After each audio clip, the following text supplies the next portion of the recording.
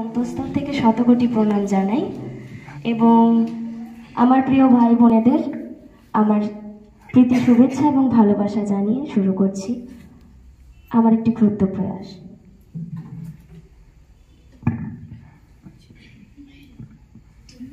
নামটা বল। নামটা নায়েশা সিংহ।